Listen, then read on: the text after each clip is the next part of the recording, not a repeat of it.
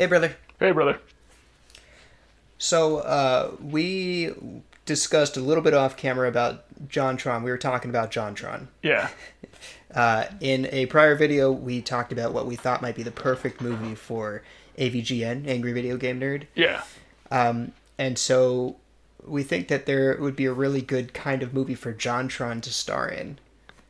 And when I was first kind of thinking of it, I was thinking of it sort of like a buddy film, like a Tenacious D style musical comedy. Yeah. Because aside from JonTron's comedic abilities, he's also got a really good singing voice. And so I thought that a movie that would kind of showcase his singing abilities would be really perfect for him. But then as we kind of like talked about it, it started sort of changing into something kind of interesting. Yeah. Well, let me explain who JonTron is. Okay, yeah, that's probably a good in case idea. people don't know. Yeah. So last we did the Angry Video Game Nerd, who's a YouTuber who Right. does a little bit more produced stuff, who made a movie, and we made a movie about that guy. Then after that, we started talking about like, wow, I wonder if there's anybody else we could do. And JonTron, another YouTuber who does sort of more produced stuff.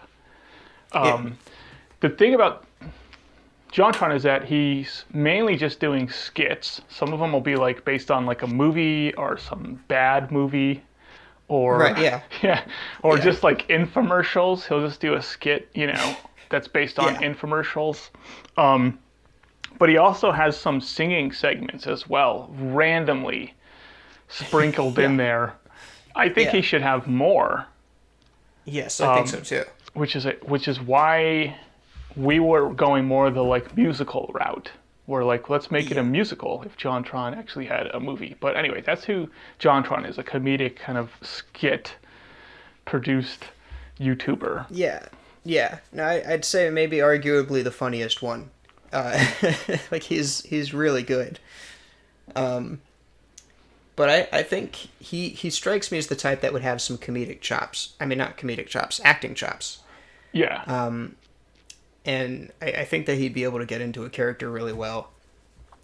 But the idea that that kind of started to grow was because his videos are very like kind of visual and they're visually pleasing. There's a lot of Yeah. like he'll bring in like props and stuff.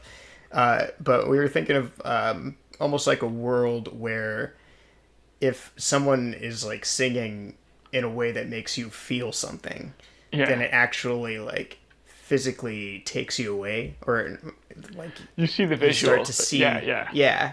you start to see like almost like a fantasy world, Yeah. Yeah. And it would be kind of cool to like stylize that. Like if you're Yeah. filming something like that, there'd be a lot of like It's kind of like colorful. yeah, it's like kind of like what Mysterio did for Spider-Man minus the bad stuff. Right. Yeah. But you this is get stuff that you like. Yeah, it's sort of it's not real, but you see kind of like you see the way something makes you feel, and you kind of you do get taken into that dream world. Yeah, I think that would be kind of cool too, is to show like people in concert, and it's just like like a wave of people that are all just being taken away. And, Yeah. they all see different stuff, but it's like that's part of why Yeah. they're such huge fans of the music. Do they get taken to the same place? Or is that That's that's interesting. I maybe feel like maybe they don't. yeah. I mean, sorry if I'm Well, answering my own it's- question. Well, I feel like Yeah. if I were writing it in a book, I would have it where everybody goes to their own place. Yeah. But in a movie, I feel like it would be kind of cool to show like, Yeah. like 50 people and then have them all go to the same place. Yeah. It's like visually, I think that it works better if they all go to the same place, but like literally, like, or in a literary sense, Yeah. it works better if they go to different places. What if So we might have to work on that a little. What if you got? What if we mix them both a little bit? What if while he's doing his song, they're all people are kind of seeing their own thing, you know, and you can kind of show like the different people they're seeing their own thing. Yeah. And then, like as he gets to sort of like a climax of the song, you can see the people's stuff like form into like one thing, you know. Okay. Like a flying unicorn or something silly, but they're all seeing it, and that's sort of the thing where like, oh, we're all. It's sort of the magic of it too, where he can have them all the have. audience. Yeah, the audience all has this connection, and they're all having this moment. And it's kind of like.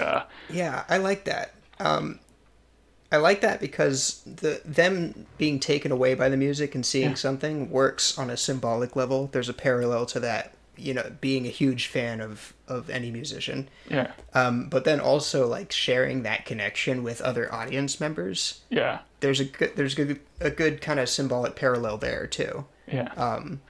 Which, you know, I always like to have the symbolic undertone where it's like, what's the movie about, and then what's the movie really about? Yeah. So I think that works actually really well. Yeah. So JonTron, we have his character. He would be, I guess, like a famous musician. He's like the lead singer in his band, or he's just, you know, he's a singer. Yeah. And he is taking all these people away, and he's showing all of them this like incredible vision. Yeah.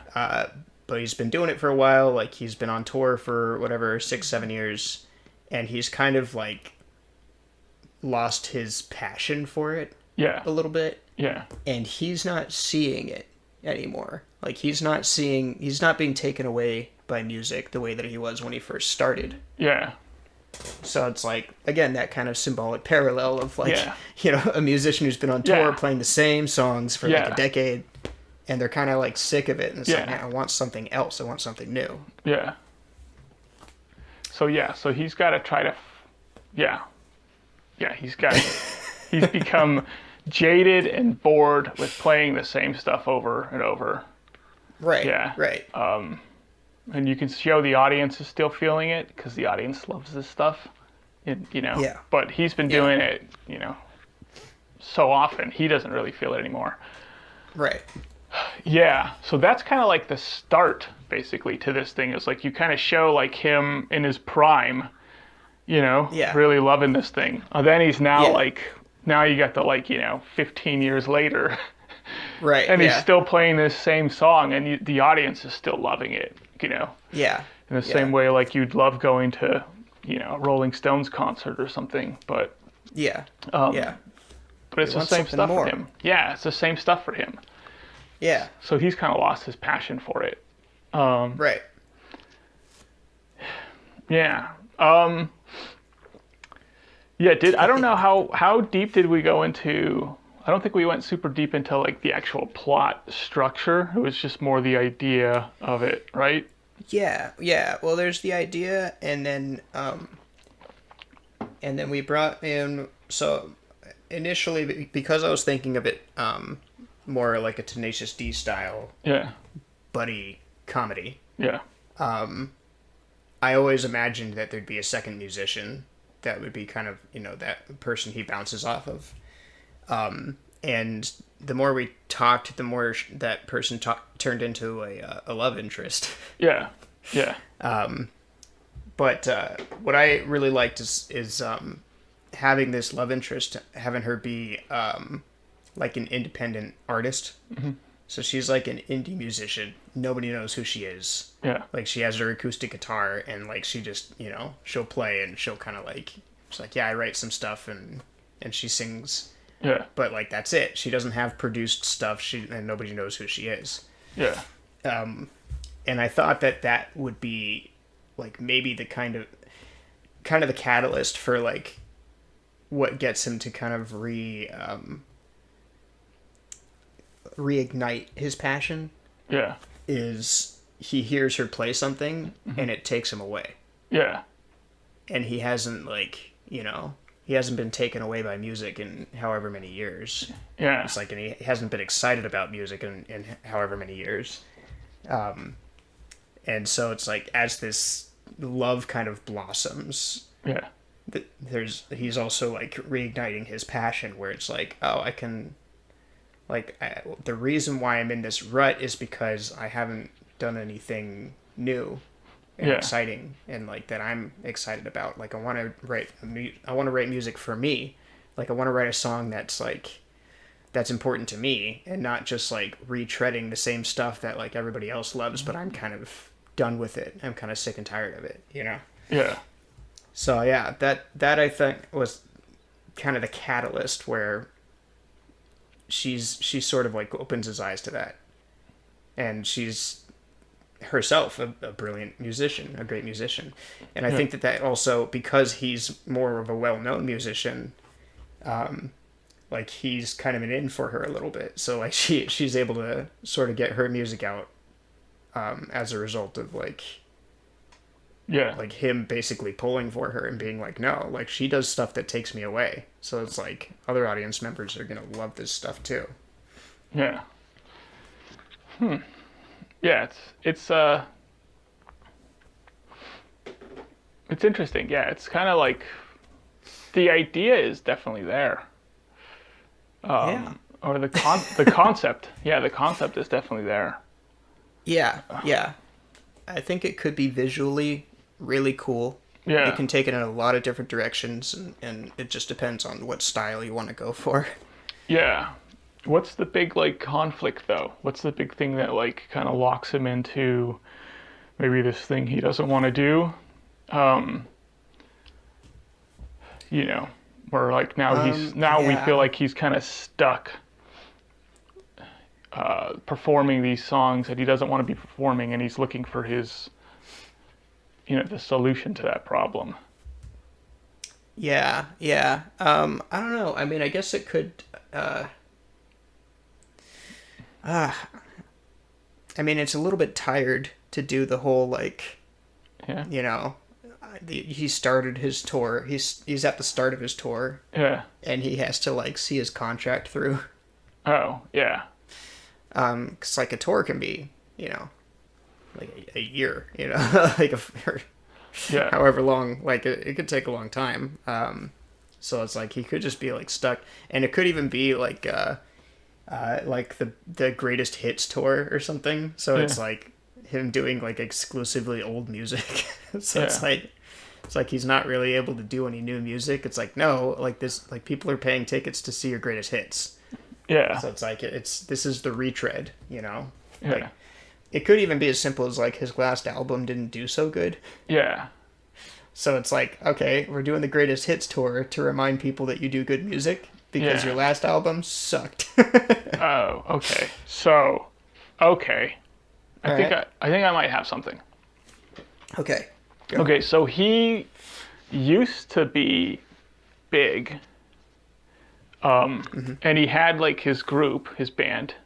Yeah. And then now it's then his songwriter, the guy who like was helping him write the songs, dies. Okay. As often does in music, people end up dying young. Yeah. Unfortunately. Yeah.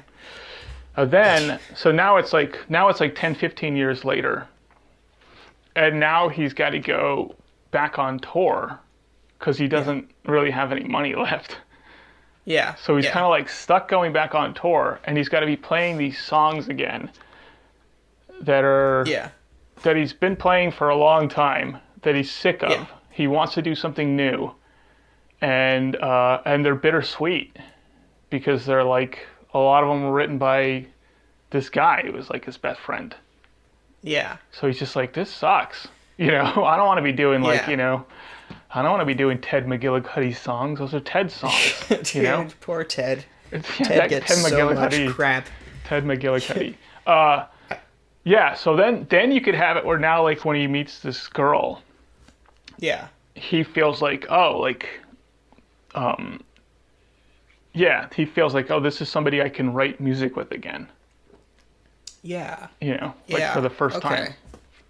I do like that. I have one question. Yes. Is that backstory too heavy for a comedy starring JonTron? I mean, is it a comedy? That's the whole thing, or is it that's what I'm saying though. How? Like, is it turning into a drama starring JonTron? I don't know. He could pull it off. Yeah. I think he probably has the acting chops to pull it off. Yes. I think he could pull it off. Yeah. You'd have to tell him not to overact, though, because a lot of people do the, they do that. And it's like, you don't have to do that. He is dead! Yeah. You don't have to overact. But yeah, I don't know. I think you could still have it be a comedy, but be kind of like a dramedy. Because how comedy are we talking? Are we talking like slapstick? Like Chris I was Farley? initially thinking like Tenacious D. Like, silly almost. And it doesn't have to be silly.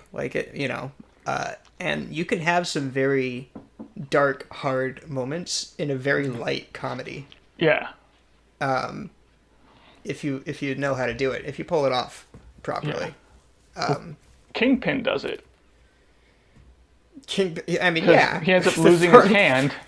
The Farley brothers are masters of that kind of stuff. He ends up losing his hand, and then he's kind of we're following the Kingpin formula basically, because then he meets the other guy who can bowl again, and that helps him bowl again. Yes, that's perfect. Okay, if it feels like Kingpin, then we can do something. Yeah, and and it could even be like, Ted McGillicuddy's like straight laced, doesn't do any drugs, but like gets hit by a tour bus or something like that. Like, or like he could have like a really comedically horrific death. Yeah. That's very Farley Brothers. Like, lights. And it's very JonTron. Yeah, the lights fall on him, He's like, and they like blow up. During the concert. Yeah, and then the scaffolding comes down on him too. No, bears. Bears, yeah. Yeah. Yeah, I think it can go either way, really. Like, it just depends. Stylistically is all that really matters, but you could still have the same, things kind of locking him into this situation that he doesn't want to be in. Yeah, you can really ramp up the stakes, and it'll still feel like a comedy. I think the comedy route is the better choice if you're going with someone like JonTron as the actor, because then if you find out, maybe the drama doesn't work so well for him. You just turn up the comedy. The comedy actually, you don't really need to be a super great actor to pull off good comedy. You just have to have good comedic timing. That's really what people care about. If you have timing, then you don't need to be a great actor. But if you don't have the timing, you have to be an incredible actor. Like, comedy, in my experience, I feel like comedy is actually more difficult to write because timing is so important. Yeah. And it's interesting, like, because when I'm editing a comedy, I'll notice, or if I'm doing like the subtitle file or something, I'll notice that like when people start their next line is almost like a second or a second and a half after. And then there's like the comedic pause, and it's like 2 seconds to 2.5 seconds. And it's like that every single time. And I'm like, okay, like the timing was just put together in such a way that like so you can naturally feel it. But if you're editing it and it feels like that, it's like, oh, okay, I did the timing right, because it's, it's being hit like that. Yeah. But I think that's part of why it's difficult to write comedy, is because there is a lot of timing. Yeah. And if you're writing dialogue, you don't necessarily know how the timing is going to come out when people are saying it. So that's part of it. But it's JonTron has very good comedic timing. Yes. And he's very funny. So it's like we can really lean heavily on that. Yeah. If he ends up not having as strong of dramatic acting chops. Yeah. Why is it, let me ask, just going off on a tangent, why is it that there are actors who have really good dramatic timing, but they don't, when you flip it to comedic, they're not there. They're just like and not funny. Yeah, it's almost like, are they just slower? Is that what it is? I mean, I think that inflection and timing have a lot to do with it. I think that when an actor when they've experienced something, they draw upon that experience. Yeah. And unfortunately, if they're not terribly funny, if they're not naturally funny, then they're not pulling upon that experience so much as they are trying to recreate an imitation of it. Yeah. So if you watch a Jerry Lewis movie, it's hysterical. Yeah.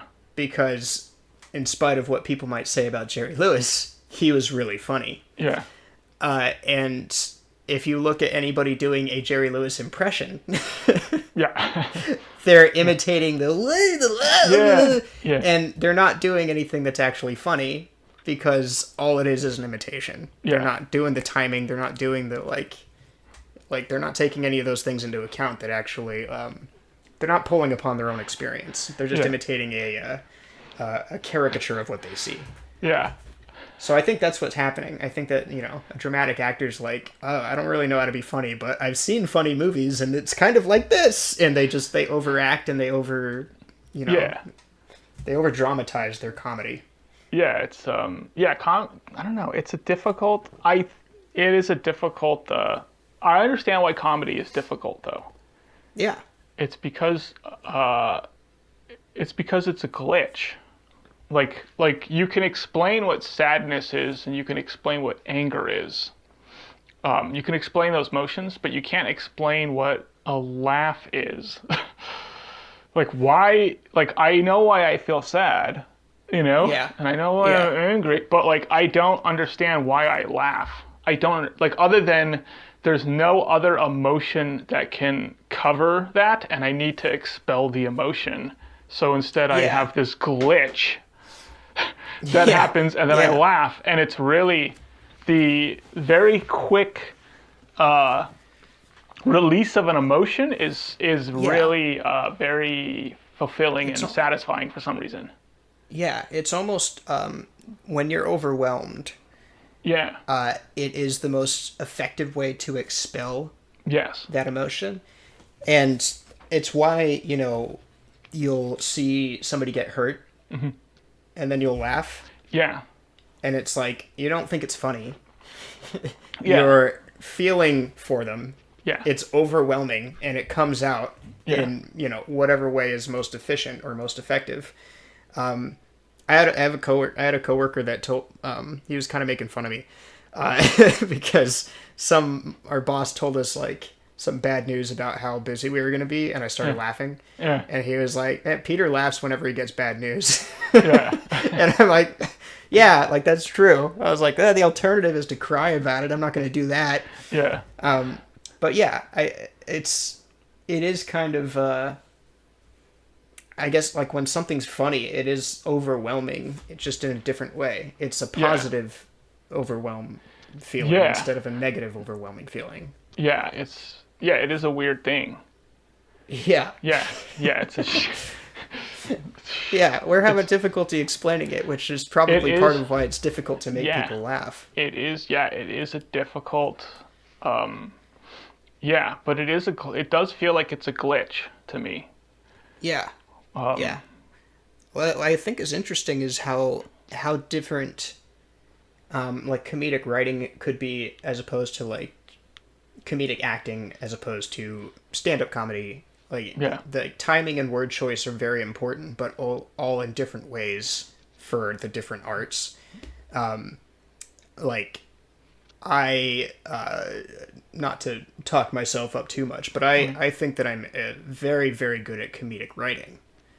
But I think I would be terrible at stand-up comedy. I don't think that I have the proper timing to do it live. Yeah. I do okay in comedic acting, but if I mess up, I could take another take. But but doing it live, like I think that I do. I think I have too much like stuttering and trying to find my words in order to be able to be funny in a live setting. Yeah. It's an art that I'm not great at. I think if you maybe played a character, it wouldn't have to be like, over the top, but if you were playing a character that you felt like you could get into, and then you found sort of their rhythm, I think you actually could do stand-up. I don't know how good you'd get at it. It's not my. Yeah. I don't think I have an aptitude for it. Like I might be able to get good at it with practice, the same way that anybody can get good at anything with practice. Yeah. But it's like only as good as you can get if you don't have an aptitude for it. Yeah. I can maybe be passable. I can maybe play a stand-up comedian on in a movie. Yeah. but I wouldn't. Yeah, and all this. I wouldn't presume to be able to actually pull off stand-up comedy as a career. All the stand-up comedians would hate you for playing a stand-up comedian. Yeah. I guess they hate that. The stand-up comedians. Like anytime somebody sure plays one in a movie, they can't. They're like, this person's not a good stand-up comedian. Don't have them up there. Yeah. It's but then, you put them in a movie, and if they can't act, it's like, oh, God. Yeah. Just stay on the stage. Stay away from cameras. I think... Us actors hate when you try and do that. I think... Bunch of jerks. I think stand-up comedy is a brutal thing, but I don't think it's a... But you're getting such real-time feedback that I don't think it's one of the more difficult things. But it is something that you naturally have to have. You have to have good comedic timing. For some reason, you have to have stage presence, which you can learn a lot of that, but also some of it you can't learn.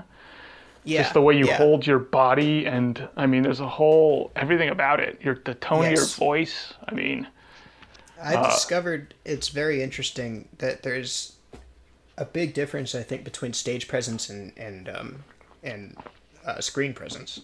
Yeah. And I've worked with actors who have had stage acting experience, and they get camera shy. Yeah. And it's like, what? Like, you were acting in front of like dozens of people, hundreds of people. Yeah. It's just me behind a camera. Like, what are you doing? And like they get like stiff. Yeah. And it's like, well, like they don't know what to do with their body. And it's like, if the camera's like this close to you, it's like, don't move. Act with your eyes. And it's like, but if I'm on a stage, then I can act with my body, and I don't know what to do now. Yeah. But and along those same lines, it's like you see someone who's a brilliant actor, and then they get up on stage. You can see this at like the Oscars. Great actor. Yeah. And they get up on stage, and they're like, the nominees are, and like, like what is like what? Like, come on, like put on a performance. What is wrong with you? Like play a character or something. Yeah. Cinematography is all about lights. Yeah. And when you're putting lights on people, they're in the spotlight. Oh my gosh, Joaquin Phoenix is terrible. Nothing against him. But no, it's true. Like there's a big difference between like that stage presence and that screen presence. Yeah. In the same way that there's a difference between comedic acting and stand-up comedy. It's like you have to. They're different arts. You have to be good at one or the other. Yeah. You know?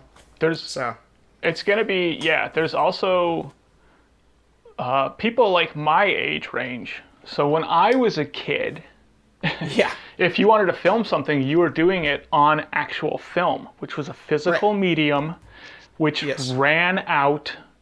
It cost money. Every second costs money. Yeah, it cost money to do it. Right. So when somebody was like, filming you, you were on, and that was it. Yeah. And I think nowadays, the people who are growing up, they don't have that experience. It's just a flippant thing where there's a million photographs. Like, we had a camera that could take like 30 photographs at most. Right. And every photograph counted, and you couldn't see what it was going to look like. And, for days. And you had to tell people, like, make sure you're not blocking it with your finger, and, like, put the flash on, and, like, you had to make sure every picture was going to be a good picture. You couldn't just take, like, 3 or 4 pictures and, like, go with the best one. Or have AI fix your mistakes. So, I do think younger people today, I would assume, aren't going to be as camera shy, because they don't have this, oh my gosh, we're rolling. Feeling, but they might not have that same sense of urgency, because it's like, oh, if I screw it up, I could always just do it again. Yeah, but that seems to be even a too, because on social media, authenticity is a little bit more important.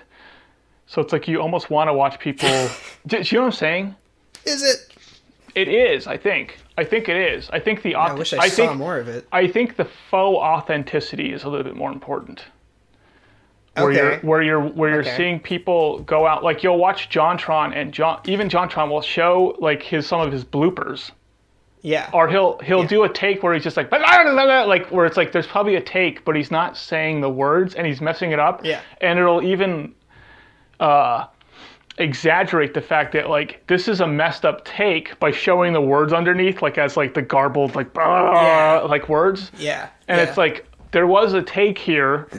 Nobody wrote in the script like here's the part where JonTron starts mumbling like an idiot.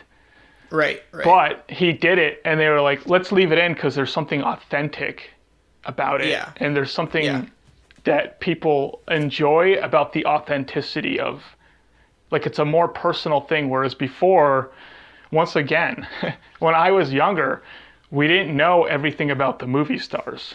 Like, there was a mystique to them. Yeah. There was a, like, oh my gosh, Tom Cruise and Nicole Kidman are so in love, before you find out, like, no, they're not. It's just a publicity stunt. Yeah. And they probably don't even ever see each other. Yeah, I think they still have it. I don't know why. But there's some magazine that does the whole, like, stars, they're just like you. And it's, like, a picture of, like, Anne Hathaway riding a bicycle. Yeah. It's like, But, like, that, like, it was kind of, there was this mystique about them. Yeah. In the 90s, where it's like, I don't know, like I feel like the paparazzi thing was a little bigger. Yeah. And then you'd find out that like some of them were paying paparazzi to kind of keep themselves relevant. Yeah. And then it's like you find out that people are still doing that today, but it's not that big of a deal because everybody takes a picture every day of their life anyway.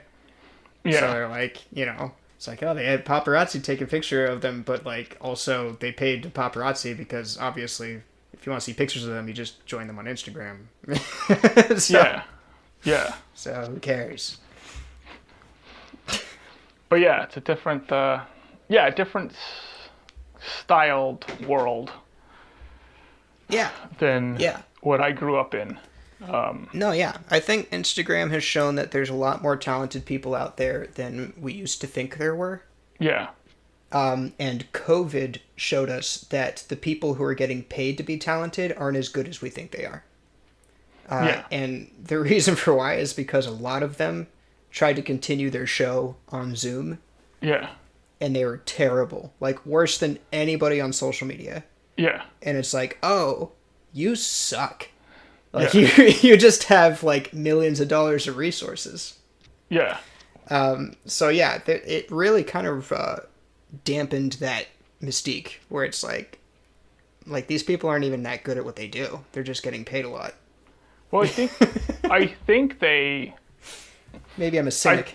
No, I think you are a cynic. But I think they painted themselves into a corner in that...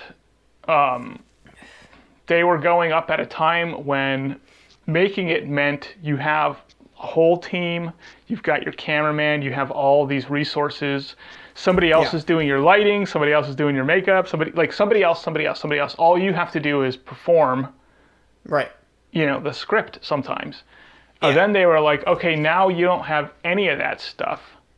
Yeah. And they had zero experience with setting up their own camera, their own audio, their own, like, they'd have people coming in, like, setting it up for them, and then the people are like, okay, now we're gone, or we're just hanging out outside because we're not allowed to even come in your house. Yeah. And then you're seeing them basically like a deer in the headlights. This is their first time doing any of this stuff. Right. So I don't think it was necessarily like they couldn't, they wouldn't have the ability to get good at this thing, or that they don't have any talent. Sure. I think it was just that they've never even done it before. But like you're seeing somebody do something for the first time. Yeah, go ahead. Yeah. But what it showed is that, like, here's somebody who is, like, let's say getting paid 7 figures. Yeah. To be good at one thing. Yeah. They came up at a time when you only needed to be good at one thing. Yeah. And now everybody who's trying to make it now is competing with them, except they're not allowed to just be good at one thing. Yeah. They have to be good at everything. Yeah. And they have to be good at marketing. And so you have all of these jack of all trades that can't just focus on their art. They can't just focus on their craft. Yeah. So they're being stretched thin. They're being pulled in a bunch of different directions. And these upper crust will still kind of have this attitude of like, oh, you're a YouTuber? And it's like, yeah, because I don't have like, you know, dozens of people doing everything for me. And if you went home and you did it, you would suck at it. Yeah. Because you don't have any skills. You have one skill. Yeah. And I would love to be able to just have one skill. Yeah. But I don't. Like, I don't have that luxury. I have to be good at everything. And part of the problem with that is that what we're seeing now of like new people coming up is not necessarily the best artists, not necessarily the funniest comedians, not necessarily the best filmmakers. Yeah. What you're seeing is the best marketers that happen to be artists, the best advertisers that happen to be filmmakers. And it's like, I'll see, you know, some movies that are indie and they're making a lot of money. And it's like, wow, awesome. And you look at their marketing strategy and it was brilliant. And it's like, wow, that was a great strategy. And then I make the mistake of watching their movie. And I'm like, wow, this is terrible. This is not a good movie. But they're good marketers. Yeah. So it's like, that's what you're competing with now. You have really brilliant artists out there that are not good at marketing. And you're never going to see those great films. And then you have these great marketers who have filmmaking as a hobby. Yeah. So that's the movies you're going to see. You're going to see a bunch of crap from people who are really good salesmen. I don't like it. The whole system's broken. Well, it's always been like that to a certain degree. Has it? Yeah, because that's what the big studios were. The big studios were the marketing people that, like, if you were making a big studio movie and you got, you know, produced by a bigger studio, then they were going to be pushing your movie. But they weren't the artists. And then whenever they would put their hands in the stew, people would complain about it because it's like, wow, you ruined the movie. And like, it was the big problem that people had with DC versus Marvel, where it's like, here's Marvel, it's doing great. Well, and Warner Brothers won't get their grubby paws out of DC, which is why the DC universe isn't as good. It's like, shut up, Warner Brothers, let the artists do it. I think, I don't know though, because, you know, if you watch certain behind the scene things about Star Wars, and you see how kind of George Lucas was a bit of a mess, and how I think the editing saved Star Wars to a large degree. And it wasn't the studios though. It wasn't the marketers. Well, yeah, I don't think it was the studios, but I don't know. There's probably examples where the studio saved the movie. Not in the 70s, not in the 80s. And there's, but I think for the most part, it's better if the studios stay out of it. Yeah. And they're good at marketing. Do the marketing. Let me do the art. It's also, there's also this, because Kathleen Kennedy was trying this. Hear me out. Okay. She was trying to do a writer director style thing for Star Wars, where she's like, okay, like, JJ, you write the first movie, you direct it. Yeah. It's your movie. You know, I'm sure she had opinions about stuff. That's fine, everybody does, but and then she brings Rian Johnson in, and she does the same thing. And it seems like, I think there was this idea of like, that's what you want to do. That's what made Star Wars so good, was that like, it's got this writer director combo thing going on. Yeah. You know? And it turns out you really have to pick the right writer-director for the piece. And Rian Johnson was not that guy. No. Like, he couldn't get out... It's weird. Like, the guy couldn't get outside of his own head and his own biases, really. Yeah. Where, like, no one was telling this guy, like, you're not writing the characters properly. These characters are already established. You can't just do whatever you want to do. Yeah. And have the audience buy it. This is a story that I want to tell. Yeah. And now I get to use Star Wars to tell that story. Yeah. It's like, no, you're not telling your story. Right. You're telling a Star Wars story. Yeah, go tell your story over there. Yeah. Go tell Knives Out somewhere else. Yeah, go write your Knives Out. That's fine. Yeah. Stay out of my Star Wars. Yeah, stay out of my Star Wars. Don't be writing Knives Out, the James Bond story. So anyway, that's the JonTron movie. Yeah, I know, right? What a tangent we went on. I like the tangents, though. Well, let's real quick. Let's talk about, because I think we did mention how JonTron kind of had his moment with this female singer. artist. Yeah. Right. Yeah. Yeah. What do you mean? He had this. Yeah. He had this moment. That's fantastic. Yeah. What kind of moment? What are you talking about? Yeah. We'll end it there. No. Yeah.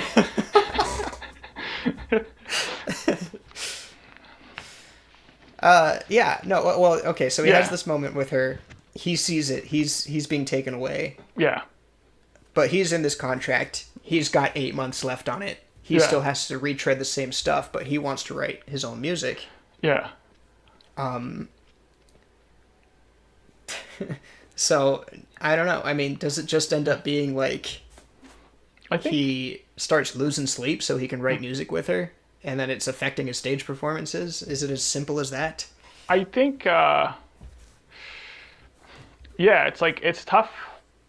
That's my whole thing with this is that I do think it's difficult finding the conflict. Yeah. Yeah. Like, it's hard finding like where the conflict is. Yeah. But I think once him and her kind of start doing something, you should have that moment where they're like, oh my gosh, this is going to work. We can write music together. And it's like something really beautiful. Yeah. And you're visually showing how beautiful it is, which is, I think, cool for the audience.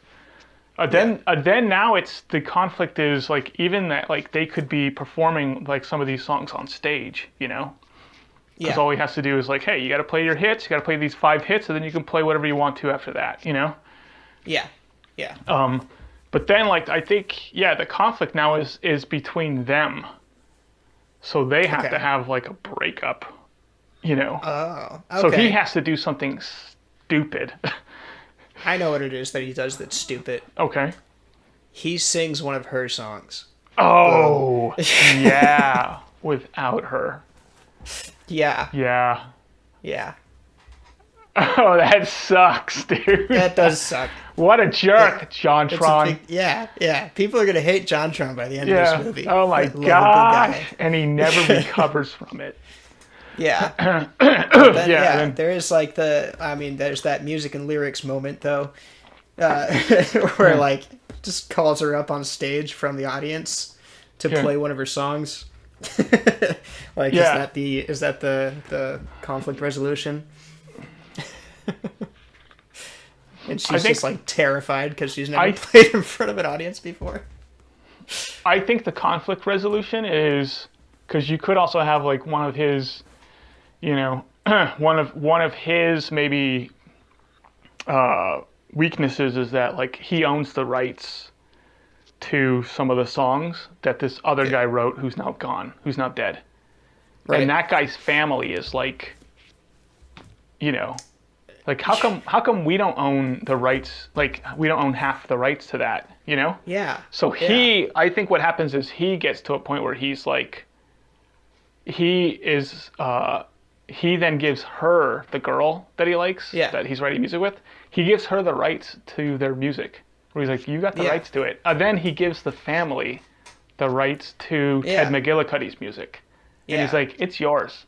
And that's kind of his thing where he's like, no, I want to be about making the music and loving the music that I make and just and entertain the audience, and I'll make plenty of money on tour. I don't need other stuff. Like, is not mine to inherit. Yeah, it's not my stuff anyway. I'm just the guy singing the songs. Yeah. Yeah. And I think that would be really cool. Like, to have that as your central, he's got this greedy side to him, Yeah. Yeah. It is kind of like, at that point, he'd probably be more business than art. Yeah. And so it's just kind of like getting back into the art. Maybe that's how Ted McGillicuddy dies. You got a scene where JonTron's in the desert digging a hole. There's like a blanket-shaped human body right next to it, I told you, Ted. I told you, Ted. Oh my gosh, Music is mine. Yeah, maybe not that, but yeah, no, I get what you mean though. Yeah.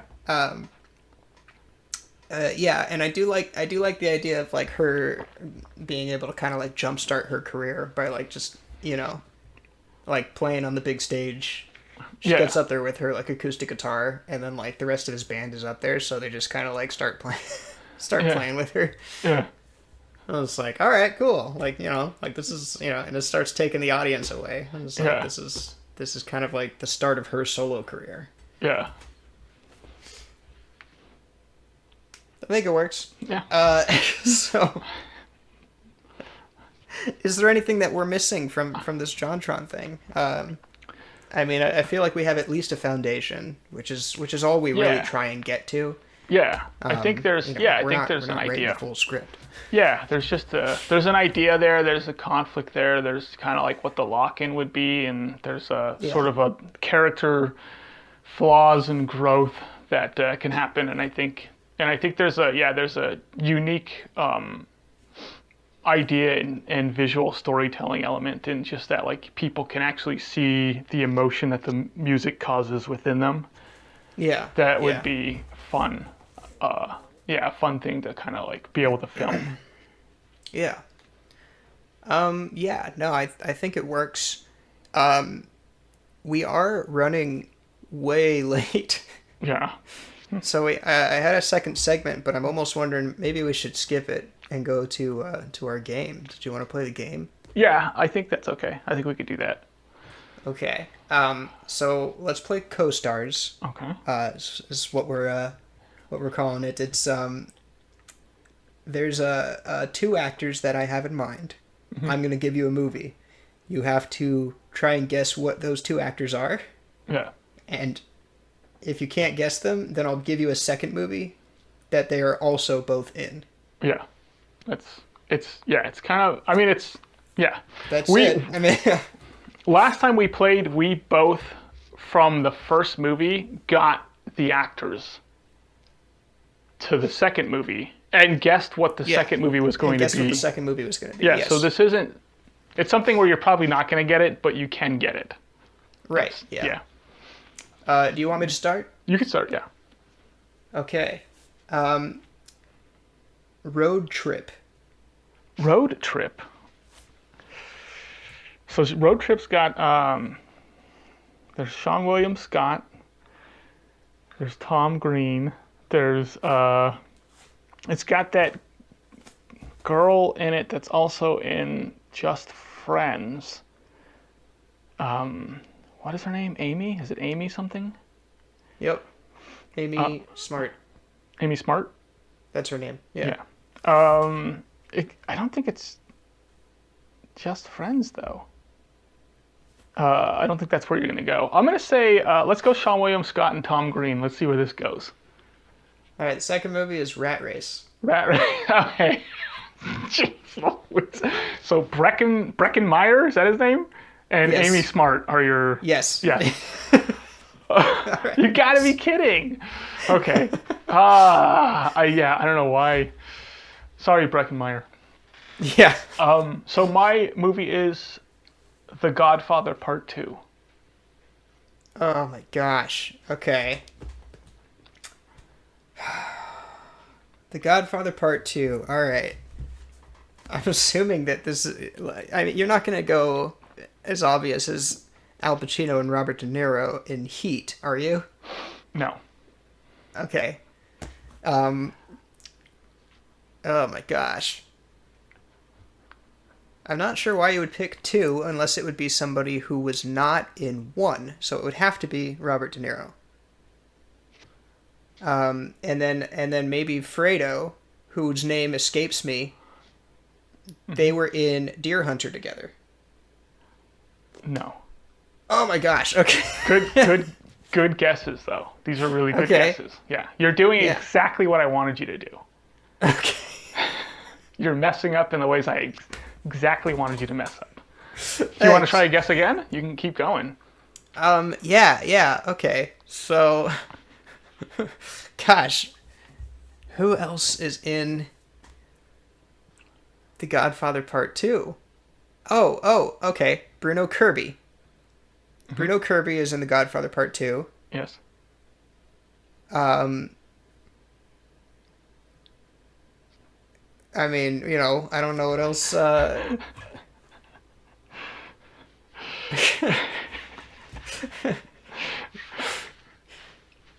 Has Bruno Kirby been in anything? Like, okay, wait. I might be going about this the wrong way. Mm-hmm. Bruno Kirby is in. Oh shoot. Is it Bruno Kirby? Bruno Kirby is he in one of the Rocky movies? Natalia Shire? No, it's not Bruno Kirby. Oh, but what's his face is in the Lone Shark guy is in Rocky, and he's in he's in the first Godfather. Mm-hmm. Okay. Geez, I have no clue. What do you got? No clue. Okay. So the next movie is Dog Day Afternoon. Oh, come on. Yeah. So Al Pacino and Fredo. Al Pacino and John Cazale. So that's John the reason. Cazale. The reason why I picked The Godfather Part 2 was so that you would do that. Because if I picked one, you might be able to figure it out. But two, kind of like, because you could have also gone like, I was thinking you were gonna go De Niro and Brando in The Score. But Brando wasn't in Godfather Part 2. You're right. He wasn't. Never mind. That's why. Yeah. But I was also thinking you were gonna go. I was thinking you were gonna go De Niro and Pacino in Heat, which is what you did. Yeah. Okay. Yeah. Oh my gosh. Yeah. All right. Yeah. Pretty good one, huh? Okay. Go ahead. Saving Mr. Banks. Saving Mr. Banks has got Tom Hanks in it. It's got Paul Giamatti. So you're doing Saving Private Ryan with Tom Hanks and Paul Giamatti. Oh, wow. I thought you were going with the savings here. It's also got...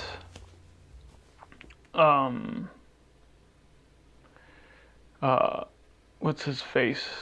I think he's an Irish actor. He's his name totally escapes me. But anyway, he plays the dad in Saving Mr. Banks. He's Colin Farrell. I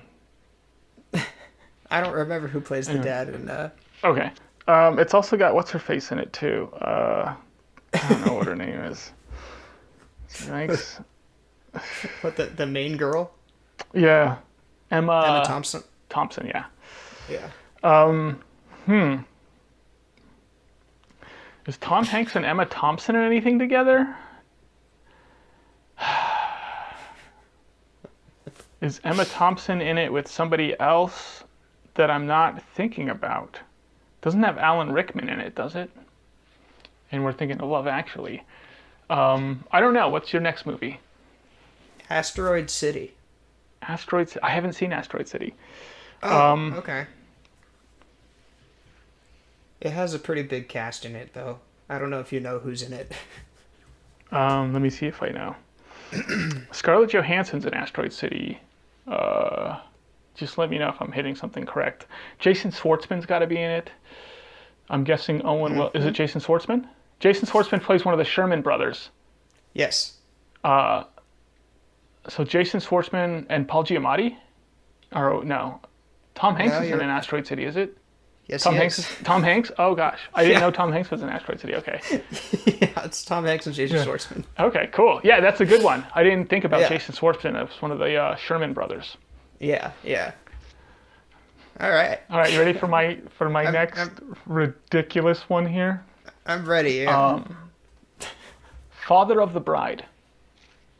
Oh, okay. So there's Steve Martin and Martin Short who were in The Three Amigos together. That is correct.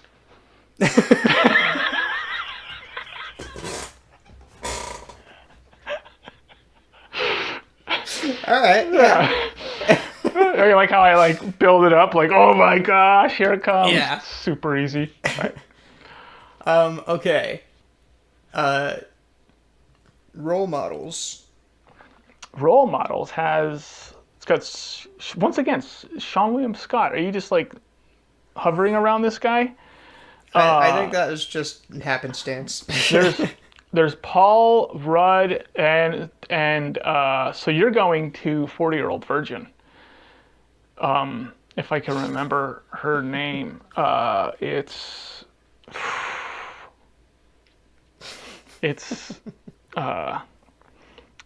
gosh, I keep getting Kristen Wiig's name stuck in my head, and I know it's not Kristen Wiig. Yeah. And now I've got Kristen Wiig's face stuck in my head. I mean, if it helps, you're right. I mean, I know you haven't thought of her name yet. Right. But that's exactly... What's her name? Is it Kristen? No, it's Elizabeth Banks. Elizabeth Banks. Okay. Yeah. But yeah, that was very quick. That's exactly. Yeah, that's what I was going with. I wish I could remember the names better. Okay. My next one. This is my number 3. Ocean's 11. Oh, come on. What? It's an easy one. Ocean's 11. Easy. Yeah. Ocean's 11, huh? Yeah. Okay. There are so many people in Ocean's 11. You just gotta go for the pick, then. Well, I'm trying to think of what else they may have been in with each other. I mean, Matt Damon's got to be one of them, because there's a lot. Most of them are like leading men, and they don't often share the screen with each other. But Matt Damon is just in everything with everybody. Mm-hmm. Oh my gosh, Matt Damon and Brad Pitt are in something else with each other, aren't they? I mean, you just let me know when you want the next movie. That's all I gotta say.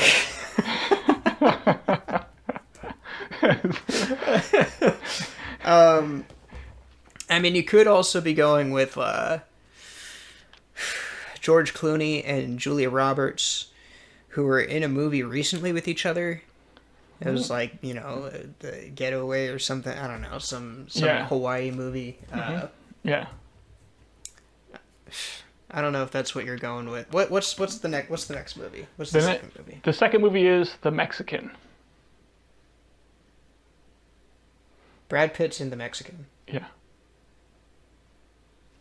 I've not seen The Mexican. I don't know who else is in The Mexican, but I'm going to say Matt Damon. No. It's a love interest. Is it Julia Roberts? Yes.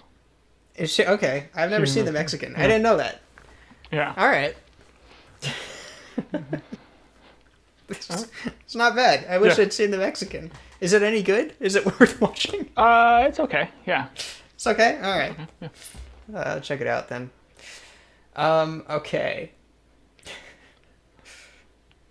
Galaxy Quest. Oh, okay. Wow, good one. Galaxy Quest. It's got, are you going Christmas with the Cranks? No, so it's got Tim Allen, Sigourney Weaver, there's Alan Rickman. I don't remember the name of Veronica Mars's dad, who plays the alien. Right. Veronica Mars's dad. Yeah. I would. Gosh, which Justin Long is in it as well. That's true. I don't know which direction you're going in though. Yeah.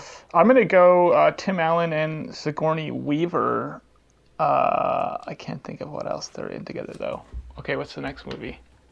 The next movie is Hitchhiker's Guide to the Galaxy. Sam Rockwell and Alan Rickman. Yeah. Yeah. Yeah. That's pretty good. Yeah. Alan Rickman plays the robot, the depressed robot. Yeah. All right. You ready? I'm ready. All right. My number 4, Interstellar. Interstellar. Okay. There's a lot of people in Interstellar. We got Matthew McConaughey.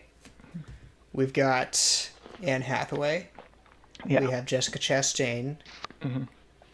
We have Topher Grace. Um,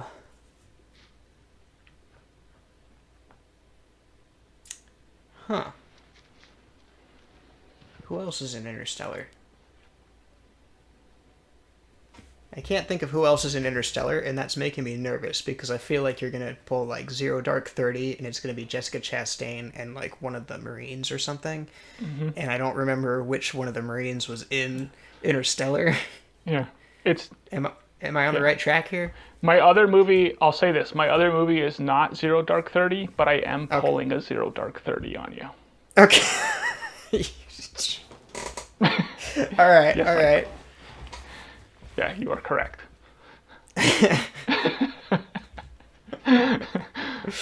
Oh man, I don't even know what that means exactly. But yeah, okay. Okay.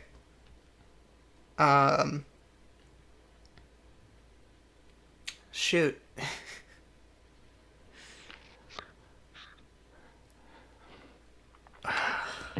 You want Gosh, the other dang movie? it. Yeah, what's the other movie? The other movie is The Martian. Oh. Okay, so Matt Damon Yes. is in The Martian and Interstellar, Yeah. and Jessica Chastain is in The Martian. Okay. Yep. Oh See? my gosh. I know, right? Yeah, Matt Damon, like, he does all those cameos. You don't even remember which know. movies he's in. He's like the one dude you missed from Interstellar. Yeah. Yeah. Oh my gosh. That was a good one. That was a good one. Okay, so I have my last one, but then I also have kind of a bonus one. Because you said that I could go in a bunch of different directions with Galaxy Quest, and I do have another Galaxy Quest one. But do you want the last one? You have another Galaxy? Okay. Yeah. Give me the last one, give me your last one, and then I'll give you my last one after that. Yeah. Okay. High Fidelity. High Fidelity. Okay. You got John Cusack, Jack Black. I'm like, are they in anything else together? This is early Jack Black as well. Yeah. Yeah. You've got Tim Robbins in it. Tim Robbins is in this movie. Yeah. What the heck else is Tim Robbins in with any of these other guys? Am I missing somebody? No. No, I'm not. No, you're not. What is Jack Black and Tim Robbins in? What is John Cusack and Tim Robbins in? It's not. Gosh, I'm telling. Tim Robbins is another one who sometimes just pops up in movies randomly, like War of the Worlds. You know. Yeah, he does. He'll just have like little scenes. Yes, he will.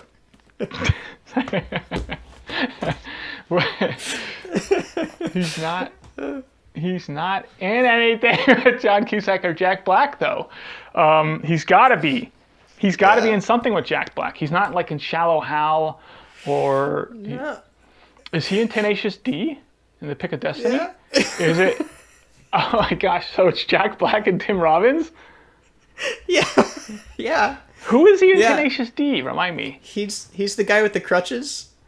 Yeah. Who's like, catch me if you can, and then starts waddling away. Yeah. Good one. That's a good one. I should have known that one. Okay. My last one. Yeah. Yeah.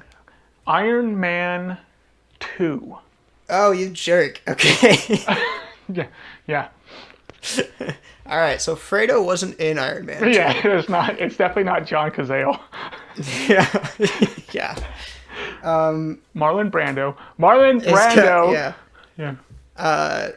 Okay, so Mickey Rourke is in Iron Man 2. Mm-hmm. Sam Rockwell is in Iron Man 2. Mm-hmm. Don Cheadle is in Iron Man 2. Yeah. I think Scarlett Johansson and Jon Favreau. Mm-hmm. Well, Jon Favreau, yeah. But Scarlett Johansson, I think that was her first movie as Black Widow.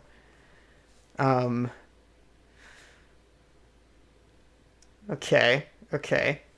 I'm tempted to say Don Cheadle, but I feel like you're gonna go Mickey Rourke.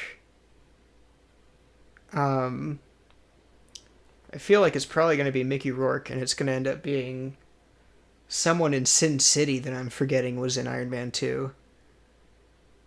I can't tell your poker face. Gosh. Huh. Huh. Yeah. You want me to give you a hint? Yeah, okay. What's you got a hint? It's a lot easier. This one's not a trick. I'm choosing Iron Man 2 for a reason. Because it's the choosing first... Iron Man 2 for a reason. Yeah. And it's not a trick. It's not. This is not a trick. Yeah. What'd you just say? It's not a trick. Yeah. Okay. It's a dude. It's a so dude. Then Robert... It's a dude and a dudette. So then okay, a dude and a dudette. Yeah. Man, it better not be like Robert Downey Jr. and Gwyneth Paltrow, because they were in Iron Man 1 with each other. No, it's not that. Yeah. Okay. That would be all right. stupid. That would be stupid. Even that's too stupid for me. Nothing's too stupid for you.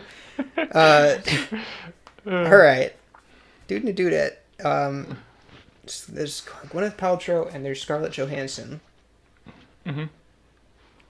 That would be one of the dudettes. Yeah. But I'm picking Iron Man 2. You're picking Iron Man 2, so probably Scarlett Johansson. Yes. Scarlett Johansson is in...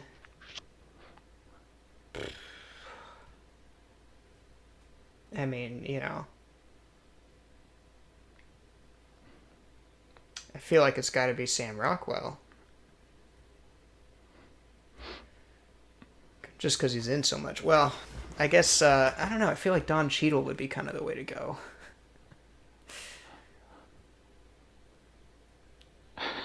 Jeez, I have no clue. I don't know what You want the next movie, or...